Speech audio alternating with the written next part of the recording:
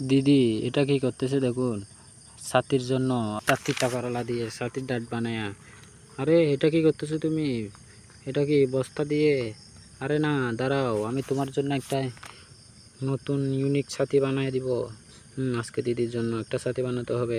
একটা কাঠ নিয়েছি আমি, এখন কাঠটাকে সুন্দর করে একটা লাঠি বানাবো, লাঠির মতো করে ডিজাইন করব। ডিজাইন করে এই তো ছাতির ডাট দেওয়ার জন্য এটা।